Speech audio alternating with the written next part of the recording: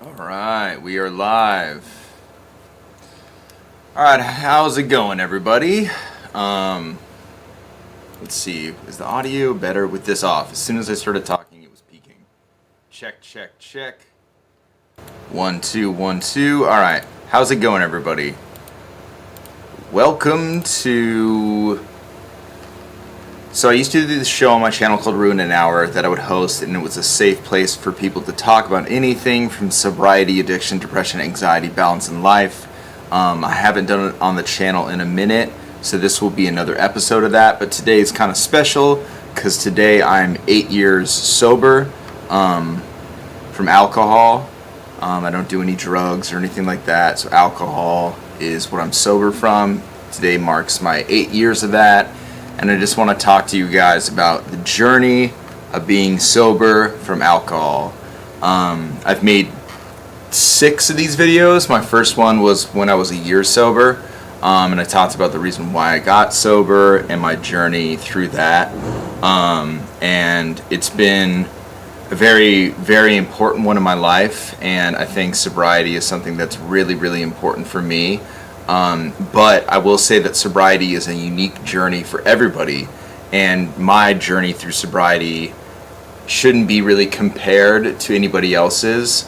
Everybody's journey is unique to themselves, and we all walk our own path, so we can only judge our own path that we walk. I was an alcoholic.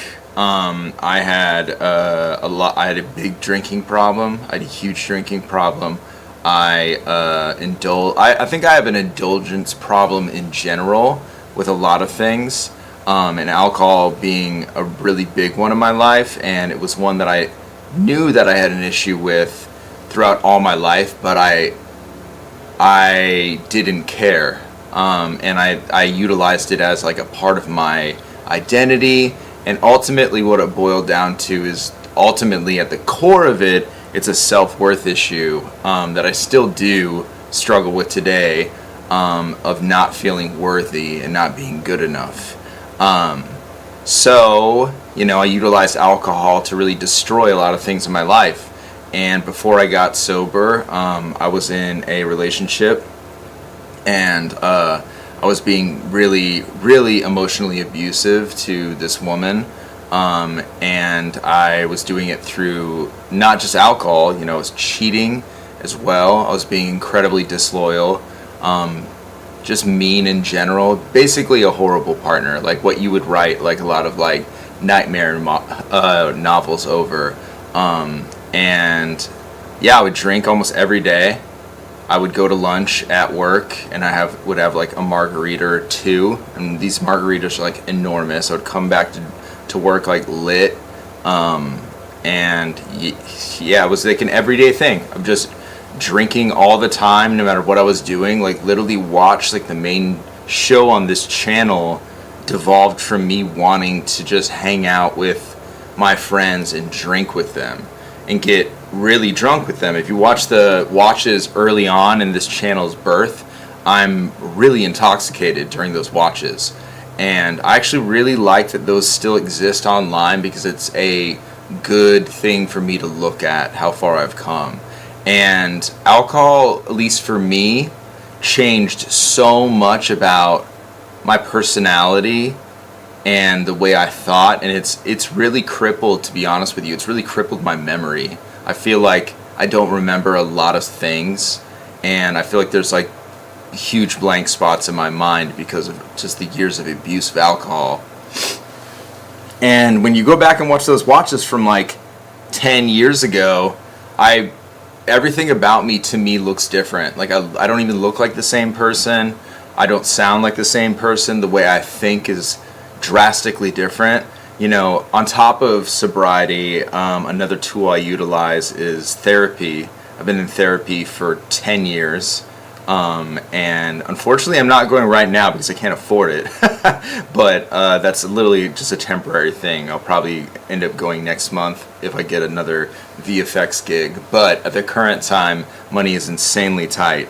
But I've been going to therapy for 10 years. I'm very lucky that I've had that luxury to do that, and it's been a really, really, really amazing tool. Hasn't always been fun, to be honest with you. Therapy and sobriety are not like fun things to do. They're not like things that like you're like, yeah, this is gonna be a great time. It's gonna be a really good time to really change something that I really enjoy doing, at least from my primitive mind, and not knowing how destructive it is. So when I first got sober, what happened was I went live on Ruin Your Day. I don't know if you guys know this, but like the day I got sober was a day after I went live with No Can Do. And I talk to James about this all the time. I'm like, you're the last person I drank with. And he's always like, I don't know if that makes me feel good or bad. And it was after I broke up with my ex and I was in, just a really self-destructive state. I was drinking all the time, every day. And I drank all day that day with Ben, Clayton, and they were filming a music video with No Can Do, and I was really drunk at the end of the night, and I was like, let's go live on Ruin Your Day and just talk. And me and him went live, and I remember the next day I woke up in like a hangover blur and being like, oh my god, I went live on the channel, and looking at it and just looking at like it was just a good representation of like, this is where you are in life, man. Like, you are like drunk, you're alone, you destroyed this relationship with this really amazing person, and you'll probably never even be friends with her again. And is this who you want to keep being? You want to keep being this thing. You don't want to be a force of good to the world. You don't want to be something positive to the people around you. You don't want to be like motivating. You don't want to be good to yourself, more importantly. Like, you're treating yourself really bad right now. And just everything about it, like, it was just such a visual representation of me going down a bad path and how far I've been going down. And so I was like, okay, I'm going to quit. I'm going to quit drinking for a year, because a year sounded really wild to me, because drinking was so ingrained into who I thought I was. And it sounded like such a ridiculous thing. I had quit drinking for 100 days prior. And the funny thing about that is, when I quit drinking for 100 days, I remember when I sat back down to like have my first drink at my birthday with my ex, I didn't want to drink. I wasn't like, damn, I really missed this. It was like I forced myself into doing it. So when I quit for a year, I started to immediately see the benefits of being sober. Like, it's seriously like, so you see it so fast. Your mental clarity comes back. You sleep better. You lose a bunch of really bad weight. I know everybody's obsessed with Adrian Broner right now, and look, everybody's like, how his fitness program must be crazy. That's alcohol. He was drinking like a fish, and he had a pregnant belly. And as soon as you stop that will go away.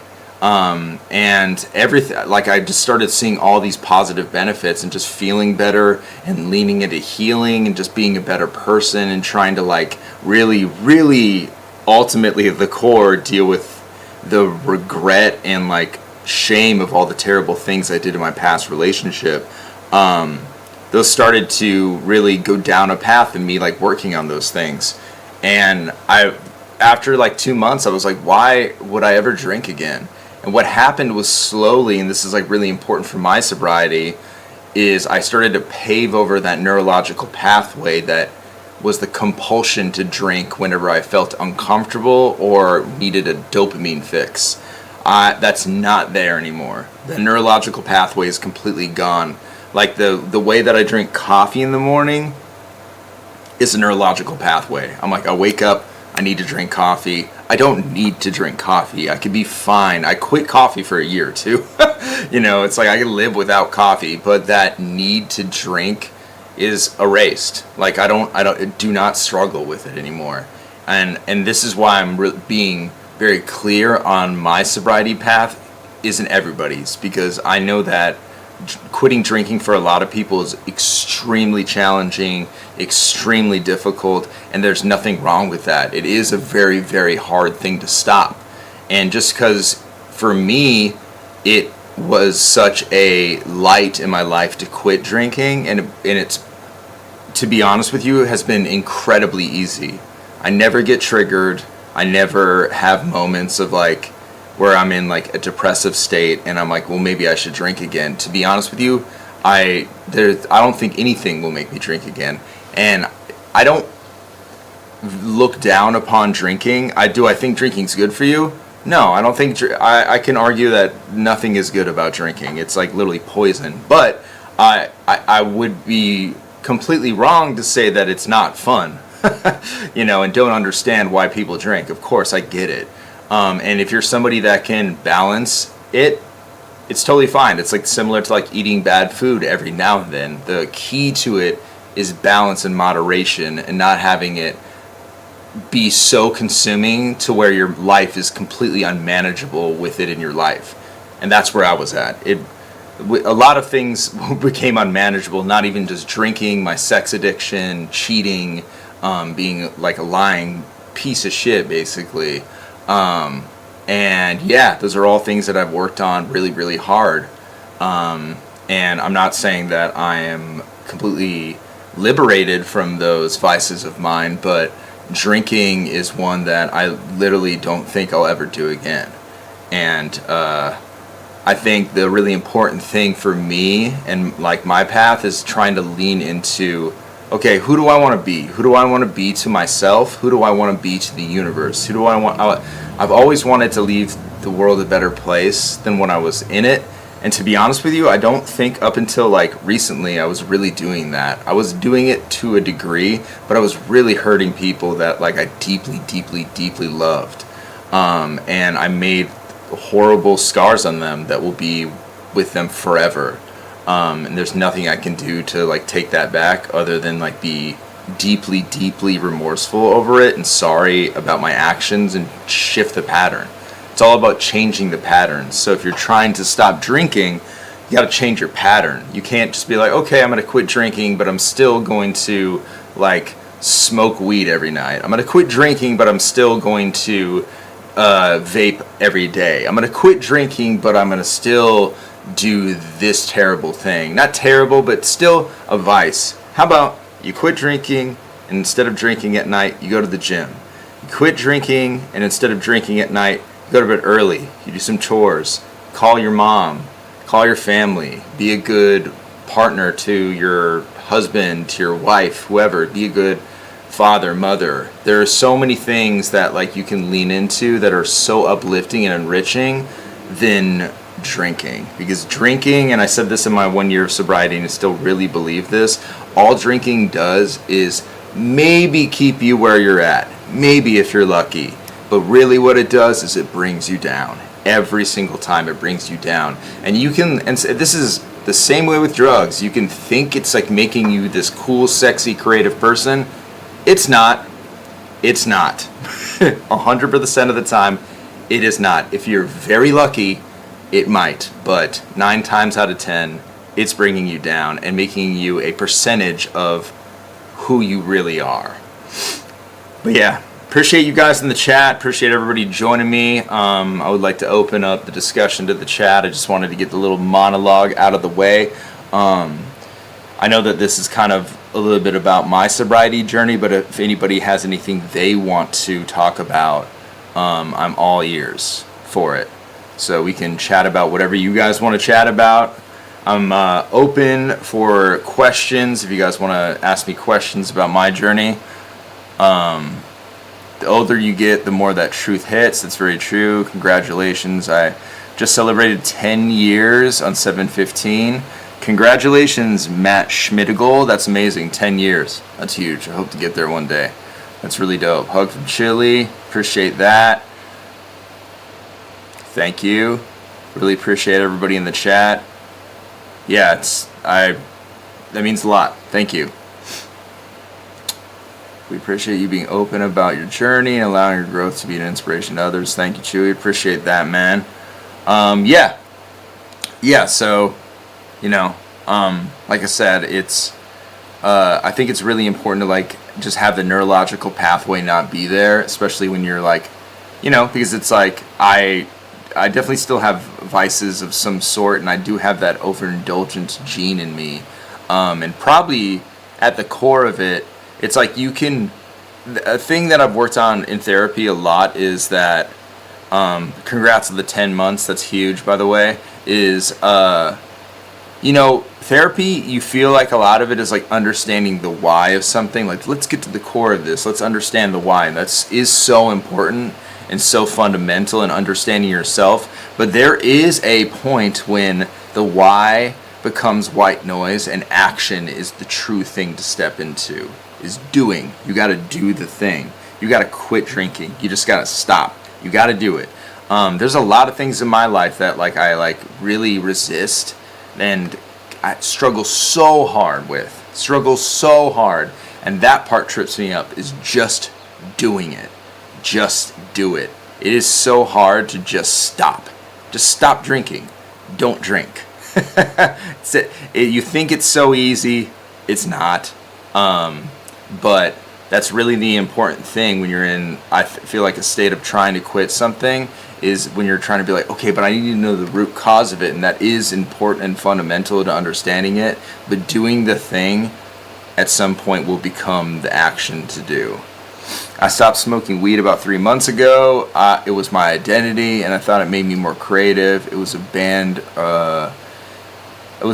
or numbing. Sounds relatable. Yeah, exactly, Mona Lisa. Yeah, congrats on also the 3 months of sobriety from weed. I know that weed is really, really challenging to fix. I have a good friend who's trying to quit it right now, and she's struggling with it.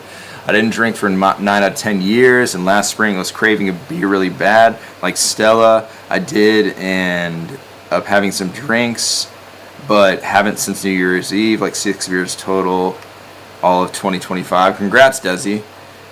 Boils down to lower appetites disguising our higher self-worth. That's very true. I've been watching you since the inception of the channel. I remember you when you stopped drinking. It pushed me to take the first step. Wow, that's amazing, Mataska.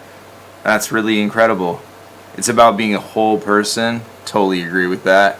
Has your journey ever taken you to searching for God? Sorry, honestly, nothing's a touchy subject for me. I appreciate you padding it with that concern, but I'm very open in here. You're not going to offend me or trigger me in any way with anything you ask. I'm talking about a lot of things that are uncomfortable to talk about, especially in the battle rap space, like alcoholism, sobriety, sex addiction is a huge one that people are massively uncomfortable discussing. I mean, look at how much Saga gets made fun of for having a porn addiction. I'd be willing to bet almost everybody in the battle rap community has a porn addiction or some sort of addiction. So I would never slight Saga for that. If anything, I envy that he can talk about his journey and sobriety through that, because I do think that porn is such a poisonous thing to men and women alike. But yeah, to searching for God, I went to SAA and SLA for a little bit. I've been trying to get myself to go back to SLA, and that's Sex and Love Addicts Anonymous. It's a really wonderful group.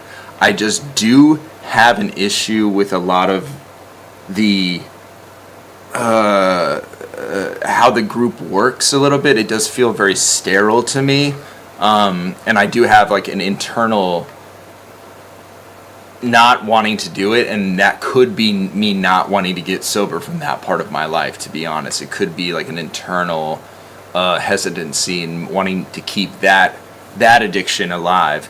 But the search for God hasn't really come up in many ways. I will say that I'm not I'm open to the idea of believing. I'm open to faith. I personally do not have faith in what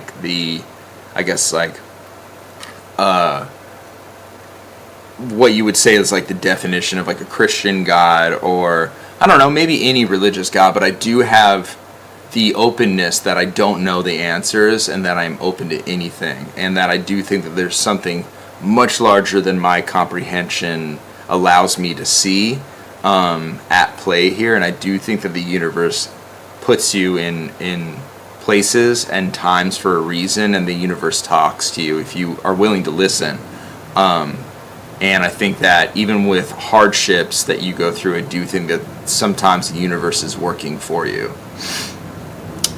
Not sober like that at all, but many times I understand that. Glad the subject popped up. I literally stopped smoking weed this week to better my life. So I feel like this is my calling to really leave all the foolishness alone. I haven't finished a meal all week. Wow, did you utilize weed to like get your appetite up?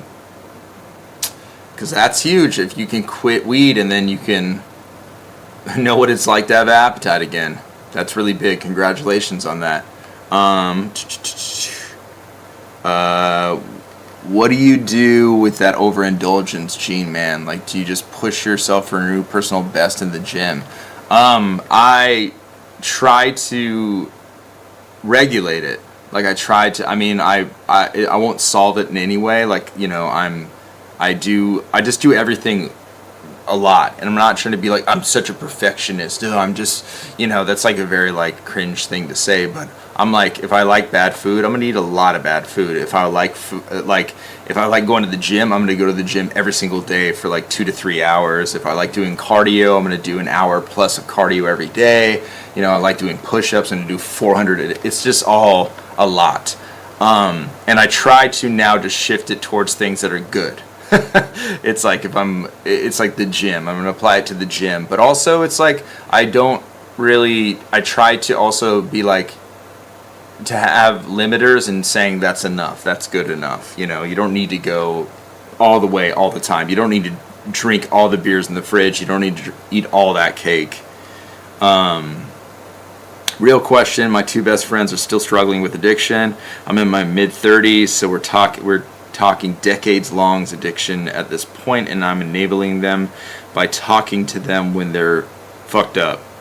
The whole recovery system needs to be reformed, and that's a whole another can of worms. Best thing to do is to support networks for anyone struggling with substance abuse. Can't really push grown adults to change their behavior, especially that long. We're the same generation, and I also have a friend. All I can do is just show a good life without it. Yeah, I mean, for sure. I don't think you talking to your friends when they're inebriated is you enabling them. I think if you were, like, you know, agreeing with, like, you just talking to them is not, like, really being in agreement with their lifestyle. I think you're just being a kind person. I think you can still voice like, hey, like if you are uncomfortable with talking to them when they are inebriated, you can just tell them and be like, hey, you know, like call me tomorrow when you're sober. Like I got work. I'm doing other stuff. I'm busy. If you don't want to like really be like, I don't want to talk to you when you're messed up. I completely understand the uncomfortability of that. What's up, Dan? Congrats on that. Oh, thank you, bro. Appreciate you, man.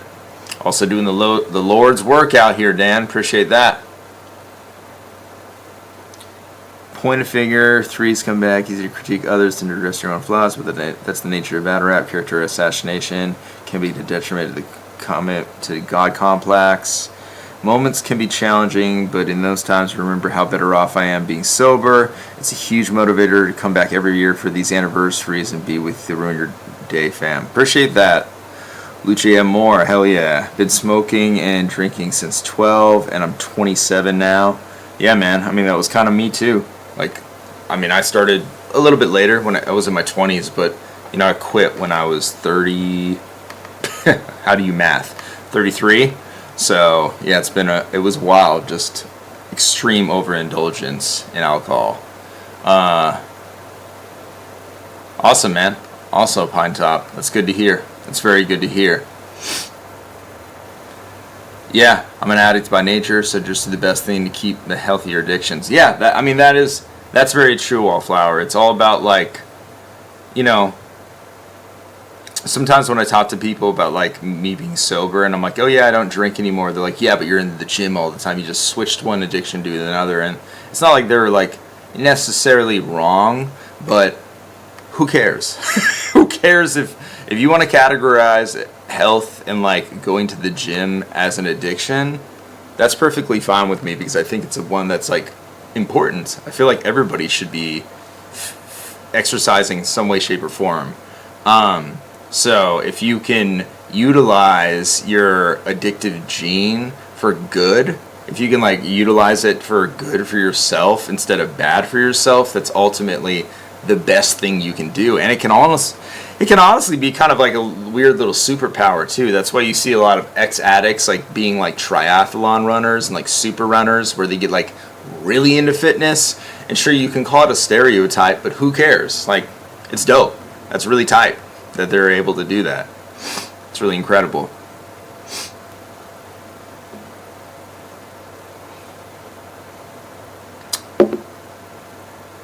I got over a year, but trying to kick nicotine now. Coyote, appreciate that. Awesome. Congrats on the year, and good luck on kicking nicotine. I know that's not easy at all to stop. When I quit drinking alcohol, I smoked a cigar a day. If you guys remember, I had Cigars with Avocado. That's like a show on my channel.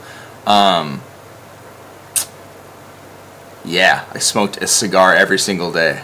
And then my dad had congestive heart failure, so I quit smoking cigars when that happened. It's because me and him bonded over smoking cigars, and I'm like, I don't want to be like a temptation for, or like, you know, I don't want to just have another reason for you to smoke a cigar with me. I want to be a force of good in like my family's life, and like something that's like a motivating force, you know, to be like, okay, when I hang out with my son, I'm not going to smoke a cigar on the porch. I'm going to talk. We're going to talk and spend like quality time together in like a healthy way.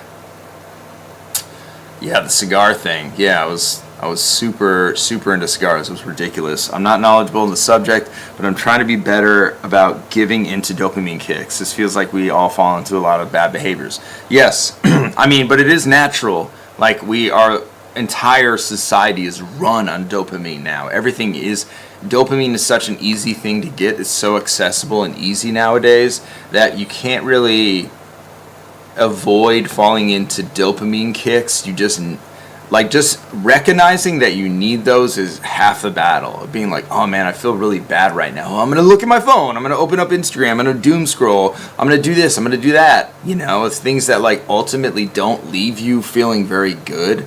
I mean, when do you get off Instagram? You're like, holy shit, that was awesome. That was great. I feel good. I'm going to go about my day. Now let's compare that to when you do a work. You never leave working out, whether that's at the gym, walking, taking a hike. You never leave that being like, damn, I really regret doing that. I really hated doing that, even if it was hard, even if it sucked. Yesterday I had a workout, and my cardio session was not good. And I don't know what the fuck happened to me, but I could not get my breath.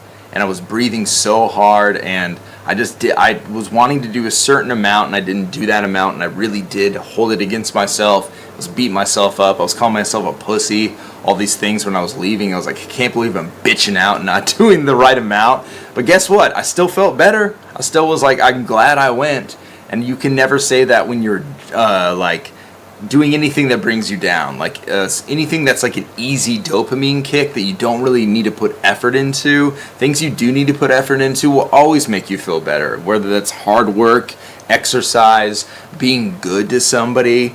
Being good to others and like being of service is such the core of like these AA programs, because it does internally make you feel like you do have a purpose, and it feels so good to be of service to others. I mean, I started like assisting teaching salsa. I'm not even a great salsa dancer.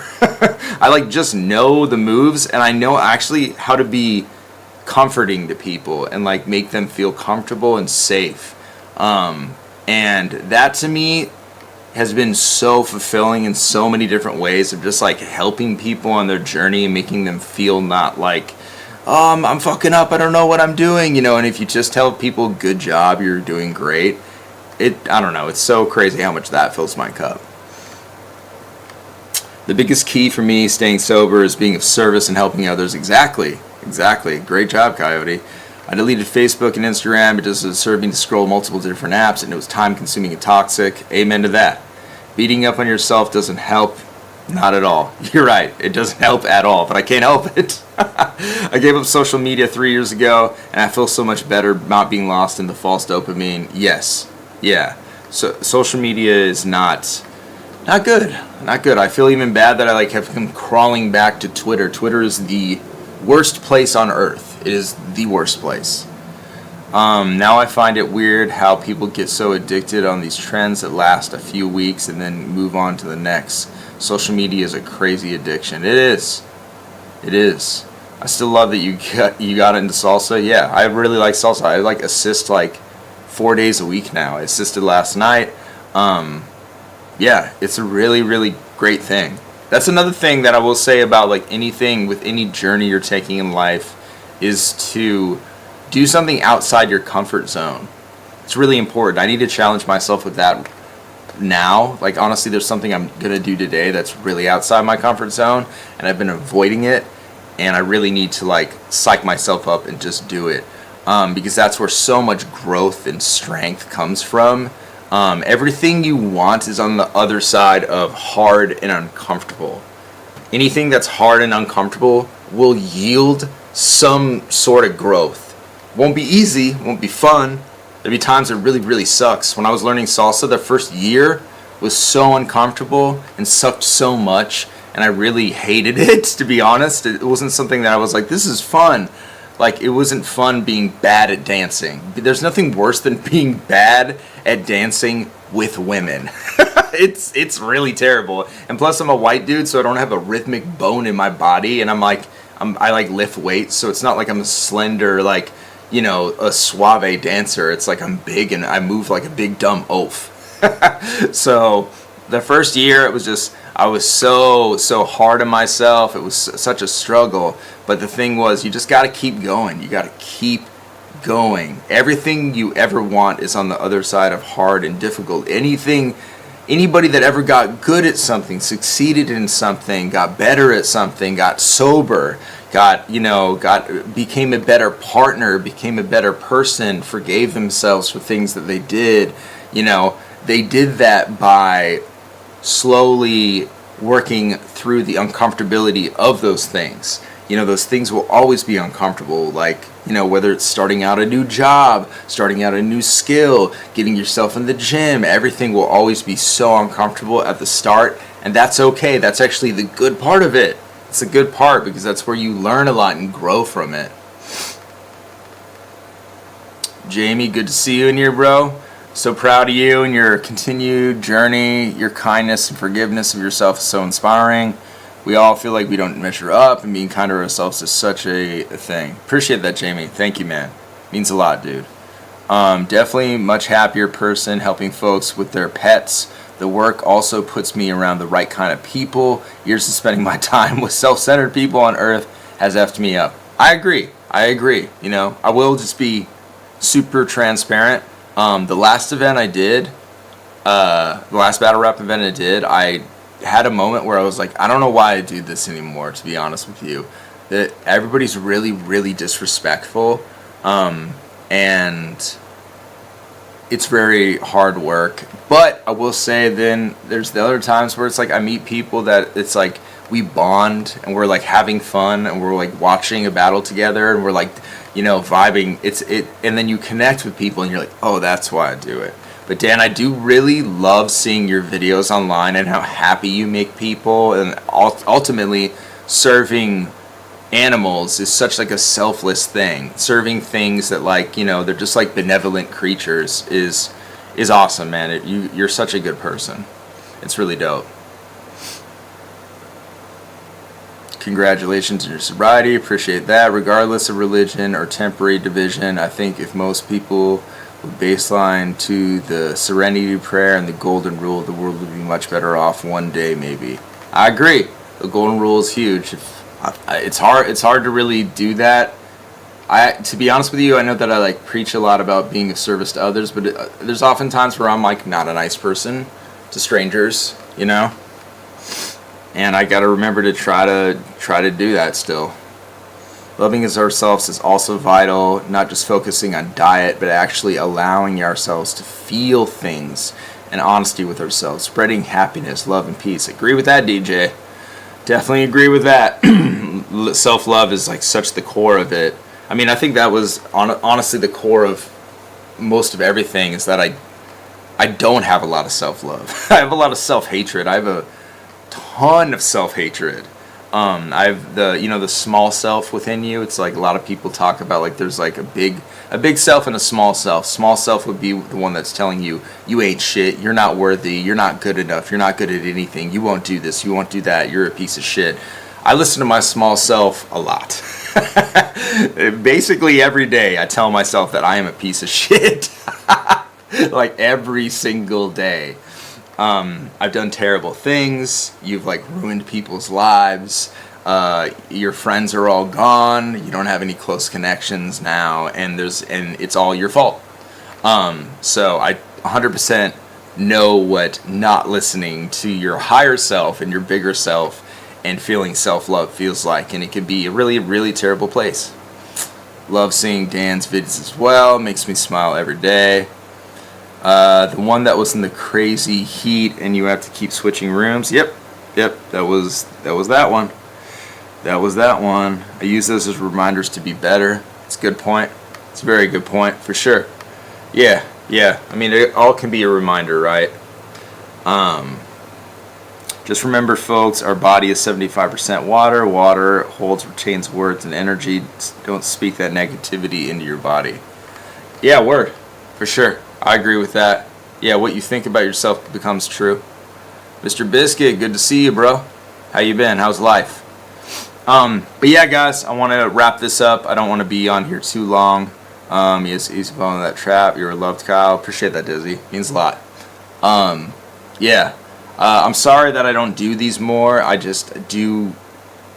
I am uncomfortable with like how self-indulgent they are and how much it becomes about me, especially because I know like how much I've like hurt people, and I don't sometimes feel like maybe I'm doing the appropriate thing of showing remorse for like what I've done. You know, it's like yeah, I know people that have like, you know, done terrible things and never really came out and said sorry, and it's like I do feel like I have said sorry for what I've done, but I just want to make sure that I'm doing it in the correct way, if that makes sense. So appreciate it, guys. The golden rule is just to be do unto others how you want them to do unto you. It's like be kind to others because you want to be treated kind, or just be good and a nice person. Just be a good person to others. I actually don't know if that's exactly what it is, but that's my interpretation of it. Yeah. Appreciate you guys. I'm the opposite. I've been too much of a push and not standing up for myself. I mean, I definitely have too. I definitely have been that way as well. You got to find the balance in that, right? Learning when to stand firm, but learning also like when to give. Psychos in the chat for Years of Sobriety. That's hilarious. Much love, everyone. This was a nice short talk. Hope to get to know more of you. Peace be with you. Appreciate that, DJ. Appreciate that. But yeah, guys, thank you for talking to me. Everybody going through anything, wish you all the love and peace throughout the journey. And then everybody that's in sobriety, congrats. Even if you got a minute, even if you got a day, a month, a year, that's all insanely impressive. And all that matters is that you're sober and working on yourself right now. It doesn't matter the time doesn't matter. Honestly, it doesn't matter at all. If I like relapsed, it wouldn't matter because I would just get back on the sobriety train tomorrow. That's it. It would be a constant work. Showing people that you are doing your best and have changed it the best way to say that you're sorry I can think of. Appreciate that, Jamie. Thank you. Hell yeah, Brad. Good to see you, bro. But yeah, guys, thank you guys. I'll see y'all tomorrow maybe for the rest of Round for Round. And then I'll try to do these more. Sorry can only change so much. Remorse is regret for what's been done, but conscious effort is to not repeat. Time only moves forward. That's true. It's true, Lucid. Very true. Could someone sum up the golden rule really quickly? That's hilarious. But yeah, guys, much love to everybody in the chat. Appreciate y'all for joining me. And yeah, I will catch you guys later. Peace out.